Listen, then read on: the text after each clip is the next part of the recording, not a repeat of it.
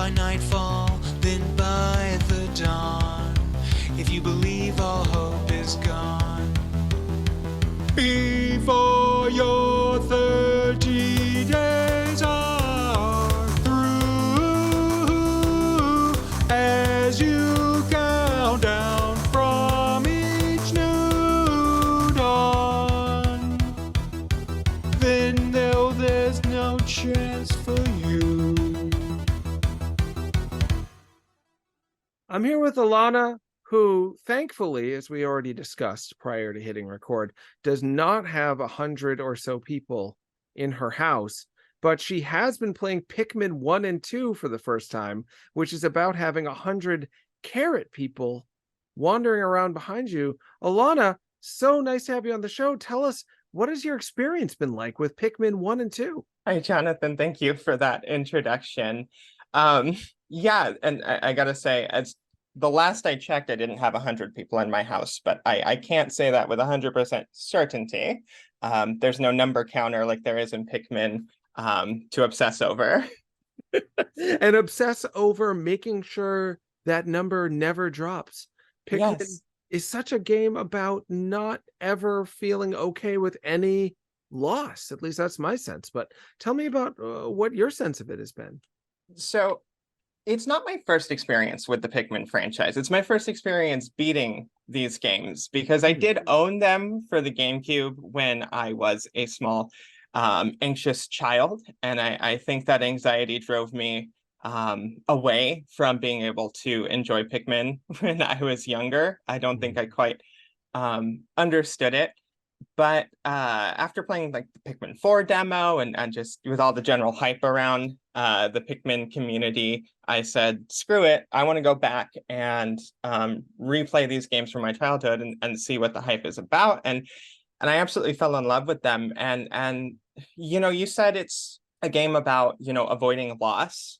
But for me, it was more about coming to terms with that loss, which is it's something that I've been going through very much in my life. This year especially has been very traumatic, dealing with a lot of grief. And a big, you know, escape for that, as it is for a lot of people, is, you know, the world of video games, and especially the bright, cheerful world of Nintendo. Playing through the first Pikmin and actually beating it for the first time and seeing all of these wonderfully, beautifully rendered natural environments with these adorable little creatures, I really did want to save all of them. But, you know, unless you're really good at the game and have a lot of experience, it's really not going to be the case. And you do, and you know, unless you're gonna reset it every time you lose one, you have to accept that you're not going to save all of them, but you find avenues of coping with that, and you create more. And I've even read like a fun little fan theory where someone believes that the Pikmin will, you know, reincarnate when you bring the carcasses of the dead creatures who have eaten your Pikmin. That's a wonderful thought, and I don't want to spoil it, but Pikmin 4 also dabbles in the idea of what happens to Pikmin ghosts. Oh, really? And yeah, well, it doesn't actually. I should be. It alludes to the idea that some of the Pikmin may not be alive. And it's easy for someone like me to then extrapolate from that and think, well, if they're not alive, then they're the ghosts, which maybe is what happened to all the ghosts of the Pikmin that have a very visible presence. I've talked about this before, and I will never stop talking about it again, I don't think. What other game is there a death scream for the little minion? Ow! And then a pause, and then like, why did you let me die? Just like descending into pain, and then the ghost coming up. So you really think hard about death. Yes, It really I am happened. obsessed with the fact that it shows their spirit. And I've wondered, is that something that, say, Olimar can see, or is that for us Yeah. to witness? and especially because we see those spirits come out of any living thing that is killed. And I like I said, I'm very obsessed with that. It's such a unique choice Hmm. for such a vibrant on the surface happy game. Yeah, absolutely. The only other Nintendo game I can think of that did it, and it's actually one of the things that initially endeared me to it, is in Splatoon. When you get splatted, Oh you turn yeah. into a ghost for a second, which to me was their way of trying to integrate the three forms of matter. You can turn solid when you're a kid, you're liquid when you're a squid, and then you're gas when you're a ghost, and it all cycles. Well, that's a Uh, thesis right there. That's good. I think I drew it in a comic at some point in Nintendo Force. But enough about my thoughts. Not only did Pikmin recapture your heart in a new way, and I relate so much with what you're saying about how the series and the first two games in particular are a way to deal with grief and come to acceptance. It's much easier, even though it's not all that easy, frankly, to accept the loss of the Pikmin, but be able to say to yourself, I just need to move forward, Yeah. even though I've had losses. To be able to compartmentalize that grief experience in a game, for me, it's actually helped me with grief I've gone through this year too, and we didn't even plan this. There it is, just a natural connection. Another thing we're connected on is you started writing journal entries as Olimar for a zine. Yes, I did. Um, It's just wonderful. yeah, so I'm all about those niche Nintendo fan communities or video game fan communities. I think there's so much beautiful art that stems from the love for gaming, love for pop culture in general. But I'm always so in awe of artists like you who are able to put out these beautifully drawn love letters to these major influences on our life and on our thoughts. And I've always had like major respect for fan fiction and whatnot, but I've never been much of a fiction writer. I can't follow through. Hmm. But what I have always been is a poet.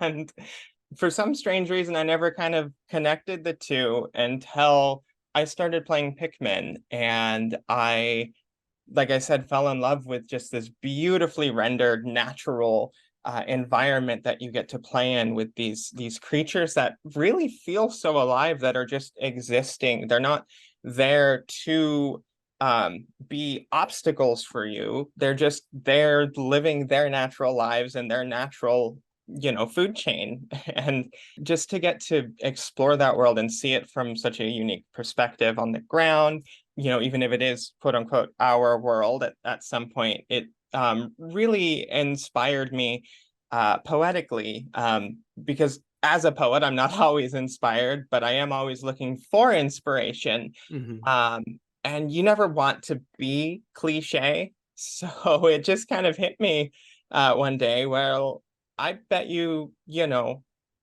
probably no one's written poetry about this world.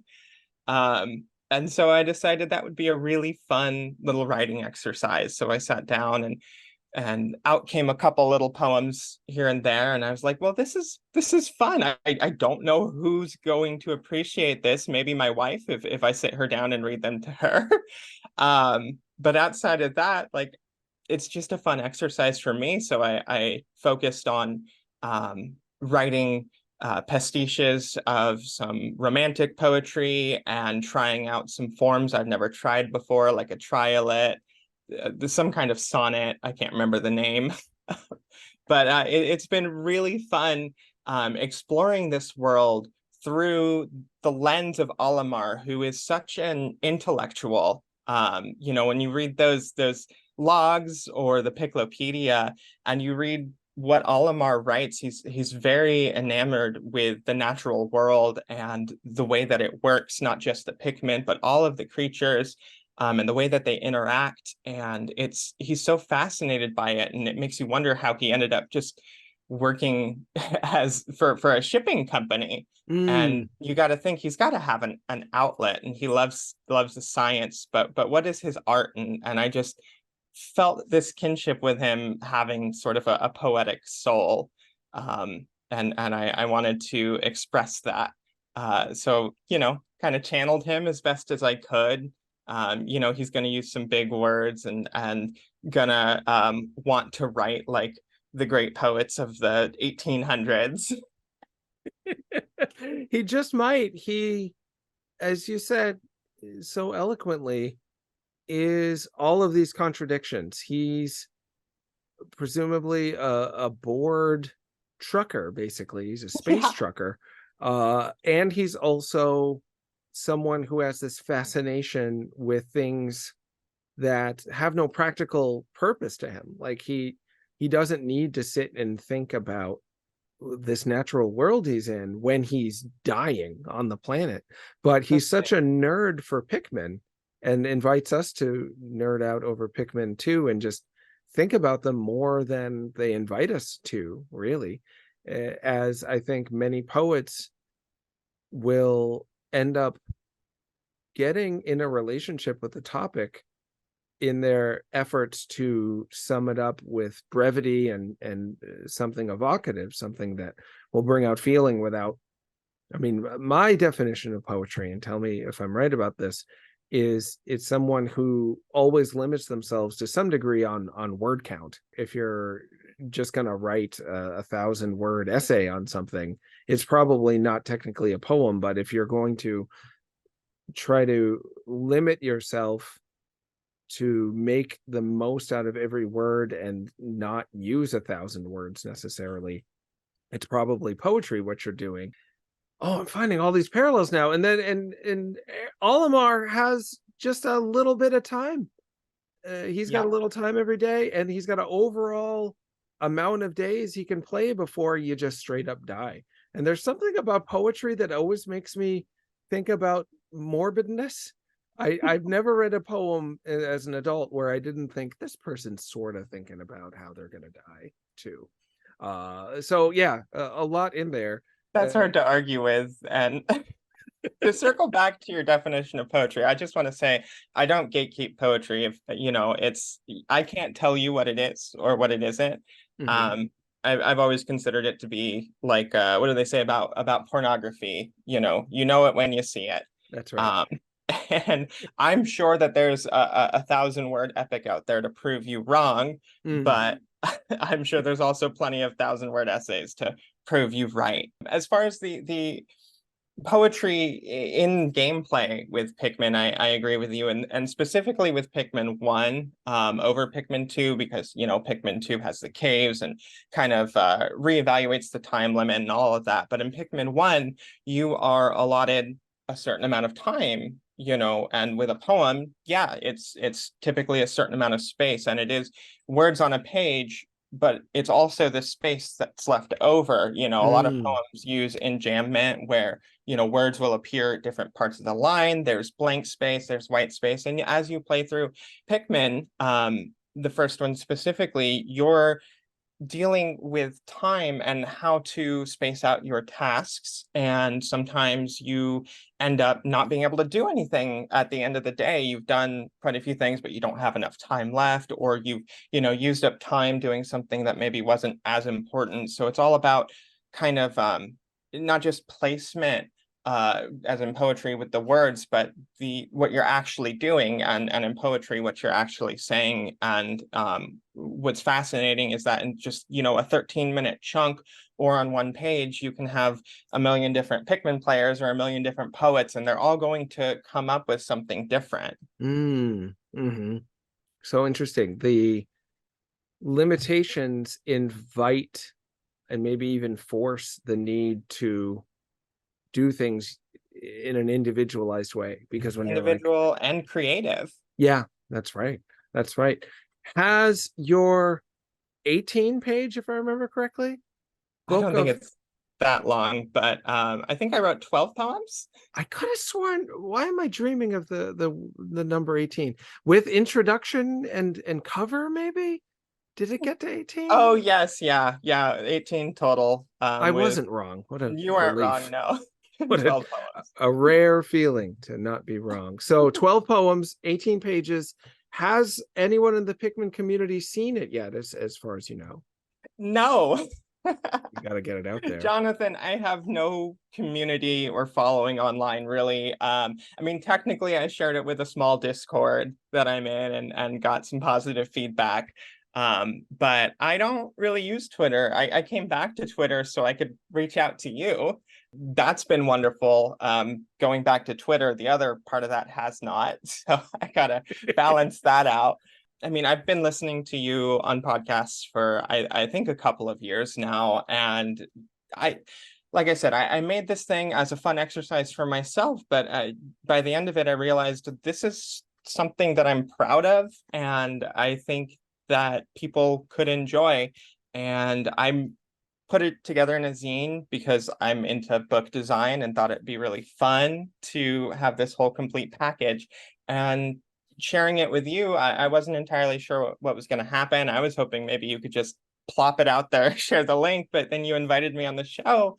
And so maybe now some of your listeners will want to read it. So super easy to find. I started a Substack. It's the only thing I have on there, but I figured it should live somewhere. Yeah. And because I don't know what else I'll do with the Substack, maybe I'll make more zines, maybe I'll write more Pikmin poetry, or maybe I'll do some Splatoon poetry next. But because of the current Pikmin theming, I named it the Impact Site, which I thought was fun. Yeah. That's the first place you land in Pikmin. So if anybody is interested in reading it, it's up on the impactsite.substack.com. Absolutely. I will spread the links, and I'm gonna take a stab at reading one of the poems from page 8. I love the creative. I love to think about what you were thinking and feeling when you made these decisions. I that's how I enjoy art the most. Is less as something that's given to me to do with as I will, but I love it as a way for me to get into the hearts and minds of the people who made it and empathize and pretend to be them. So I'm pretending to be you, Alannah, as I think about There's what went another on. layer too. You got to remind yourself, because you're gonna pretend and think about being me, but that's also me being Olimar. Exactly. And I've thought of myself as Olimar many times, and also written comics about Olimar being a parent. So Beautiful tear-jerking comics. Oh my that's goodness. very sweet. That no one has ever said that before, and they'll probably never say it again. We're having this special bonding over being Pikmin fan artists. Your poem reads, and it is titled Untitled. And I love that you chose that. You chose to think about Olimar being like untitled. Because the feeling was too much for him to come up with a title. That was my sense. And the poem reads, a trickle of dew rides the candy pop bloom down pristine Pikmin skin petal. Sappy nectar promises sweet dreams of sunshine, a chance to pick my path forward. And I'm picturing you being Olimar, being like, nice use of the word pick there. Double meaning. Right. Chills, Jonathan. Chills. Oh my gosh. You need to read audiobooks. Oh, geez. I didn't rehearse that. I didn't even have the book up when we started talking. I should have, but I booted it up as we were chatting. It's a wonderful little book. I love the I'll probably end up taking it upon myself if I ever go to PAX East again. I'll just print it out and leave it around. That's one of the ways I like to get stuff out there. That. I would absolutely love that. Yeah, it's free, whatever anybody wants to do with it. Like, I just want to put it out there. I'm just happy if somebody enjoys it. Again, thank you for that reading. That was fabulous to hear it come from someone else. And I think you're right on the money there, especially with the title. As you notice, everything else has a title except that one. And yeah, that was Olimar just, it is what it is, and it will remain. I'm excited for you to play more of Pikmin 4. I'm so curious about your thoughts about it. Yeah, I need to play the third one too. Yeah, they're all very special. The third one, in my opinion, takes the approach of being like a disaster movie with a lot of narrative, a Mhm. lot of ups and downs of this captain interacts with this monster and needs this kind of help from this kind of Pikmin. Simultaneous to that, there's another captain who's got a different adventure, and they all eventually cross over, and it becomes about the sum of the parts being larger than the individuals. And the battle at the end, not to spoil it, but I think it's against capitalism. They just battle the embodiment of greed, and capitalism and greed to me are pretty close to synonymous. And Mhm. then Pikmin 4 is just about collecting as much stuff as you can. It's just a greed fest. Totally reverses the meaning I took from Pikmin 3 anyway, until you get later in the game where you play as Olimar, and it's so intense. I just got to this part, but I'm like, it's all the feelings we talked about in terms Yeah. of fear, but fascination with beauty and needing to cope. But they shorten the amount of days you have everything to do, and you have to get all the ship parts like twice as fast, and you have no idea what's going on. It's terrifying. I can't wait for you to check it out. Wow, that very much reminds me of um Pikmin 2, where you play the game, roll credits, and then bam, it's a whole second game, and the themes have evolved, and it does go from that greed to admittedly more greed, but also, kind of fixing your mistakes and well, what are perceived as mistakes. But does Louis really want to be saved? That's he seems pretty comfortable. Louis is I want you to, and also don't want you to, write poems as Louis next, Yeah, I've thought because about it. yeah, what are your Yeah. thoughts about that? Well, my thoughts are I don't know if they'd be as good as Olimar's. So can I intentionally kind of make them a little bit more, not maybe less good, but maybe a bit more, I don't know, akin from like rock and roll to pop music Mm. in a sense. That or he'd just write a cookbook. Yeah, he's constantly he's never not thinking about food. Louis is, to me, one of the classic Nintendo problematic leads, like him and Pokey and changed his name to Porky in Mother 3. They're Oh, up there with, like, they don't see themselves as the villains. yeah. But yeah, I'm not gonna spoil Pikmin 4 for you. There's even more reason to think that about Louis in Pikmin 4. No way. It gets very emotional and confusing. Oh, Because I have, Louis means well in his mind, but he yeah. may be the worst guy ever.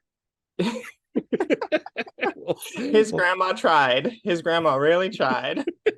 Yeah, all you can do is your best. Alannah, is there more you want to talk about, or should we get while the getting's good and wrap it up? What a sweet, poetic, in my feeling, conversation about Pikmin and poetry about Pikmin by Olimar from Pikmin.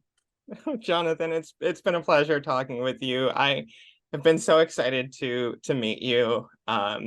And I just really appreciate you giving the time of day to people like me. Just nobody's online who just enjoy Nintendo. Alannah, it's such a pleasure, and you're welcome back anytime. We'll talk again soon. Thank you. I'll reach out when I have Louis' zine done. Can't wait to read it. There once was an odorous puff stool, imbued with a toxin so cruel. Yes, it happened so fast with a crass blast of gas. All those who inhale turn to fools. Thanks, Alannah.